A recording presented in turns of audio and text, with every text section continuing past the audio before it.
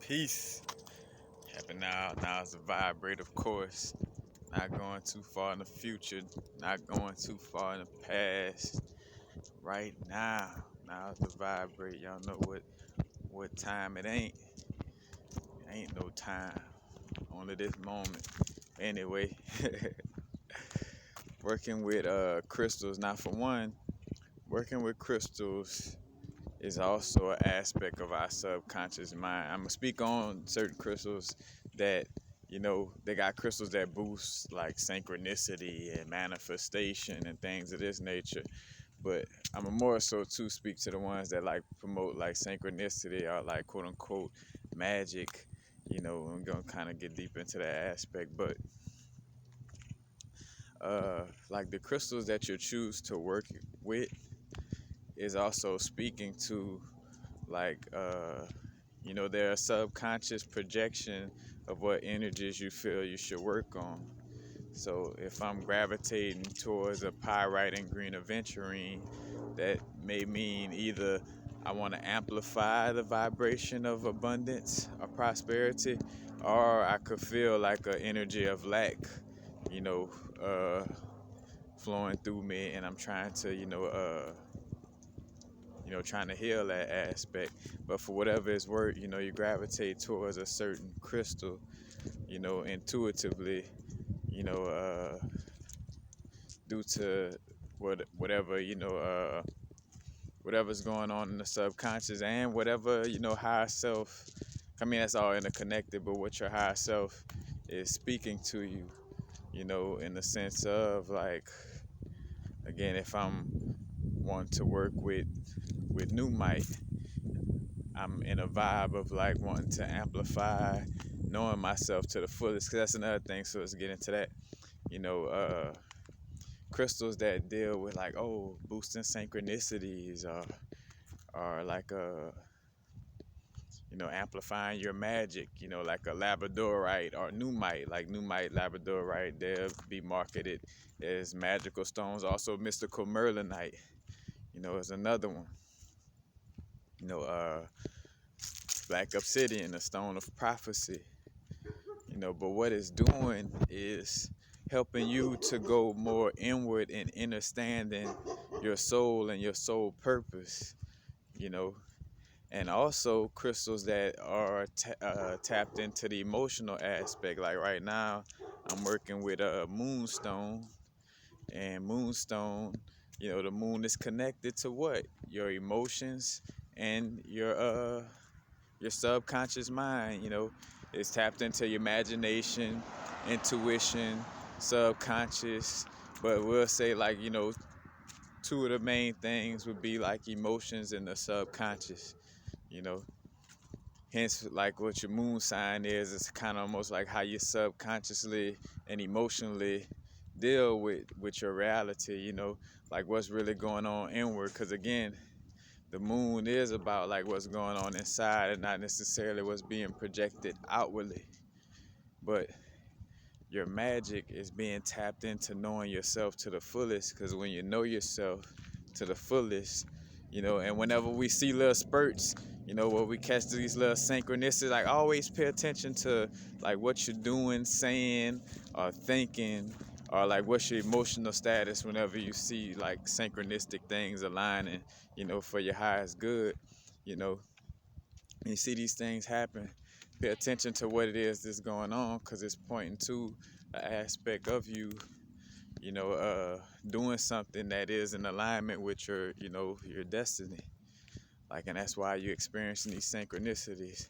And matter of fact, no coincidence that the symbol for your sacral chakra is the moon, and we talk about the moon cycle, and we talk about a woman having her, quote unquote, period or moon cycle, and how that's connected to magic in Louisiana. You got the whole little women using the period blood, like don't eat no red sauce behind, like no tomato sauce after you made your woman mad or something like that. Like it's a little old Louisiana folks tale in essence, in connection with like the voodoo, the magic and stuff. But, you know, All these things come about due to, the connection again, like with the moon energy, and hence why uh, when people talk about magic spells and rituals, a lot of it is based on moon cycles, like when we're in a new moon, when we're in a full moon, you know, and destructive and constructive magic during different moon cycles. But it all points back to, again, like knowing our inner emotions, because again, without emotions, you don't manifest things, and as we say manifest, always, you know to each his own, or whatever terminology you want to use, because we all saying different things to say the same thing, you know because there is a certain destiny, there is a soul purpose or a soul contract that you sign. So technically, as much as we use the terminology manifest, I mean, you are, like I said, you already have like a soul contract already signed up, where you have these things that you are quote unquote destined to do.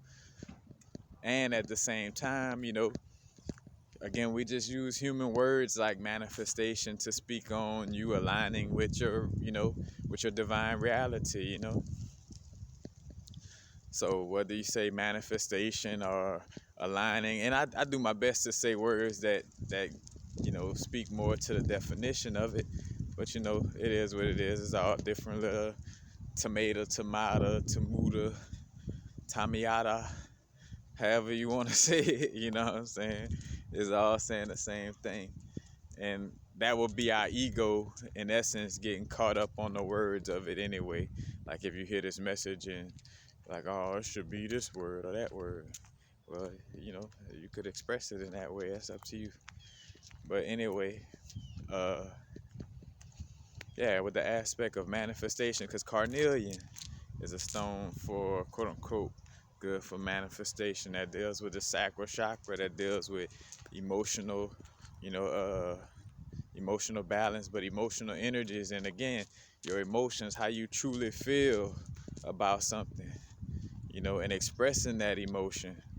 Like, if I'm in a place that makes me sad, but I'm masking my emotions and acting like I'm happy, then my higher self won't align me with something different, because I'm acting like it's all good. I'm hiding my true emotions to act as if it's still all good, when it's really not, compared to somebody who expresses their true emotions about, you know, uh, not wanting to be in a certain situation, or, are really not happy about a certain situation, expressing that, you know, that sad. And again, like negative to positive emotions, they all have validity. We don't necessarily dwell, we don't want to be extreme in any aspect of our being, but definitely with the negative emotions, we're not staying in them constantly like that, you know, but they are meant to be expressed, so it's all right to express that sadness or that madness, like, bro, I don't want this, I want to be here, or whatever, because, excuse me, that's a sign of not being robotic, and actually having some form of expression.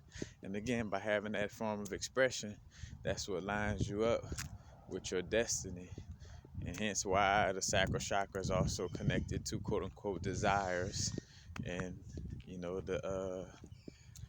the destiny, desires, destiny, are all the same aspect. And hence why I did a video before about like why a lot of little magic rituals, like subconscious programming, basically is geared towards throwing off your sacral chakra, because your sacral chakra is a strong aspect of you lining up with things in the physical. you know I mean, it's all chakras, it's just as important, but again, that one definitely points to that realm of like emotion, creativity, sexual energy is creation. How do you combine the masculine and feminine energies within your reality is how things, again, quote unquote, manifest or align for you into the physical. So again, like all those aspects of the moon and Magick, the triple moon goddess, Hecate, I forgot the Morgan, I forgot which pantheon she's from, but all connected to magic, because again, like that's that inner knowing. When we know ourselves to the fullest, that's why those who are aligning with with everything that they you know everything that they love, is because they made it to a space of knowing themselves to the fullest. And although maybe we all continuously like learning, but still knowing themselves more and more is how you align. Like with me, knowing that part of my experience is to be somebody who express things from an aspect of speaking, you know because I love speaking, and I articulate myself well, and I'm able to take advanced literature, so to speak, and speak it in a way that little so and so down the street, little Johnny down the street could understand the information, even though it may be like a concept that seems like it's so hard to understand and this and that. That's a gift that comes to me naturally. I don't have to try hard to express myself in this manner. So that definitely points to, it being something that's a part of my soul purpose, But again, that's the magic comes in with just knowing ourselves to the fullest, Because even, Moldavite, that boosts synchronicity. Again, synchronicity is our true way of being. Like by getting out of these chakra blockages and removing subconscious programming that don't serve our highest good, our reality is gonna be synchronistic, most of the time. Only reason why it hasn't been, in the case of like we've been taught, to be negative and taught to look at certain things in a way that doesn't allow for us to line up with our destiny. And because we're creatures of habit, if we're habitually doing things to not line up with our destiny, we're gonna seem like that's the norm. Like, oh, it's normal to be fucked up and to always have to struggle and this and that. What I'm saying? That's normal because you have accepted that as your reality and as being normal. So that's why you continuously see those things until you start to be aware that maybe you will want to see a different reality in the physical. Then start to work on it. That's when you'll see the change. But anyway, again, just back to the aspect of crystals, because that's what I'm working with now. I'm working with Numite. Numite is a stone dealing with magic, quote unquote magic, and just like black obsidian, the stone of prophecy. And there's also a stone that pulls out, like for shadow work, like seeing our darkest shadows and seeing what's really going on in our subconscious on the deepest levels. Like, again, I always talk about how black obsidian doesn't allow for you to run from yourself. So that's the magic. Like, is knowing ourselves to the fullest, knowing our shadows, knowing our strengths and weaknesses, Again, just studying ourselves, knowing ourselves to the fullest. So, by working with certain crystals, like, again, I got moonstone, carnelian, numite, also got labradorite. I'm working with moldavite as well. By working with these crystals, I'm tapping into, again, like my magic, but it's just basically like aligning with knowing more about myself. And your daily experience is always speaking to what you're subconsciously programmed in. If your daily experience is always coming across some people fussing about, politics and whether somebody black or white has a difference with this or that and this, then that's something that's in your subconscious. You dealing with those energies within yourself. Like if we come across somebody, that's that's giving off a certain energy that we feel like, oh, I want them to know otherwise. Like if I come across somebody who speak on Jesus, and I feel like, oh man, I want them to know something different, or to tap into knowing there's more than Jesus. Then that's me. That's a play out of what's going on inside of me. Not accepting the old aspects of myself, so I'm trying to, change things in that sense of it. But it's all just a, play out of our subconscious mind.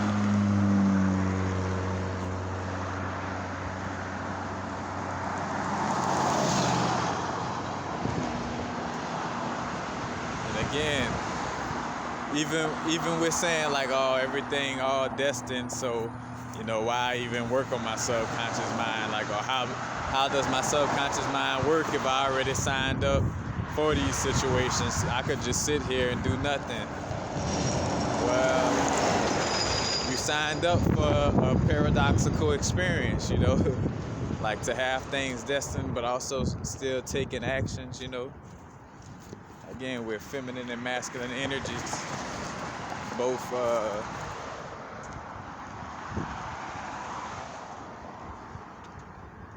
both being expressed, like the polarities within this realm. And that's the, again, like with the magic, the synchronicity, it's all tapped into, again, like knowing yourself to the fullest. And by knowing ourselves to the fullest, like a musician knows to the fullest that, bro, I'm great. I just feel musical notes on a whole nother level, and they start to know that and realize that and start playing an instrument. Everything is an expression of source. From a musician, like, again, we've been taught that spirituality gotta be somebody who like just has this one occupation, like somebody who's a yoga instructor, or somebody who teaches classes on spiritual. Now, which we are moving to a place where we are bringing up the awareness in this situation, with teaching about all these spiritual aspects, or just all these aspects of dealing with spirit, dealing with soul. But everything is a aspect of source, from the negative to the positive, to the bullshit that stinks, to the roses that smell good. It's all source, and it's all a part of this experience, and it's having that balance in the awareness of their polarities, their differences, but then it's all interconnected and all the same, all in one too, so that's the whole aspect. And again, like with the magical aspect, it's like tapping into our inner subconscious, like what's going on in our subconscious. Because if I'm constantly experiencing something within my day-to-day, it's something that's in my subconscious that has me experiencing this. If things aren't manifesting with ease or very quickly, then there's still some type of subconscious programming that's slowing that down, and it's going in to see like what that is. And then that's when the magic happens, is when we again, like shift our subconscious and the way we look at things. When we change the way we look at things, the things we look at change. Shout out to my brother Josh. that's one of his quotes he used a lot. But that's the whole aspect. And so we're dealing with the crystals, that deal with magic and things of this nature. So matter of fact, when we working on meditating on, like, going within and trying to discover, what's our soul purpose and who we are as a soul and why are we here in this incarnation, working with these type of crystals could help for you to bring this information out to the forefront, But, that's the thing. And again, crystals are medicinal tools. They're not to replace the actual work of us, again, sitting there meditating, visualizing, and, journaling or doing whatever it is that we do, you know, we still do that. You know, the crystals just, again, are medicinal. They help. Like working with a Herkimer diamond right now has helped bringing me clear thoughts and clear awareness, but I still gotta act upon the clear awareness that I'm receiving. You know, I can't just sit there like, oh yeah, Herkimer diamond gonna take care of everything for me. You know, like no, you gotta really tap in and, you know, because that, again, like even the subconscious aspect of, you know, wearing a lot of crystals, you know, it speaks to dependency on something external to save me, or it could be speaking to the aspect of, you know, feeling like something is out to get me, you know. And I tell people, you know, to each his own on how you work with crystals and, you know, how many you choose to wear and things of this nature.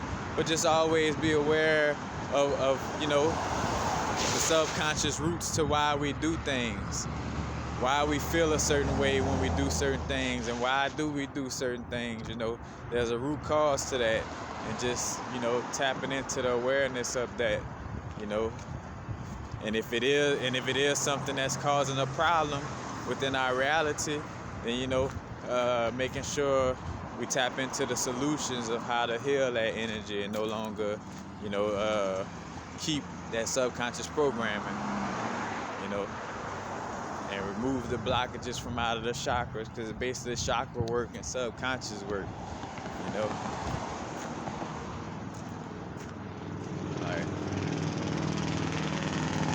I might feel some kind of way about sex, because when I was in my teenage years, which around your teenage years, it's kind of dealing with your sacral chakra growth, you know.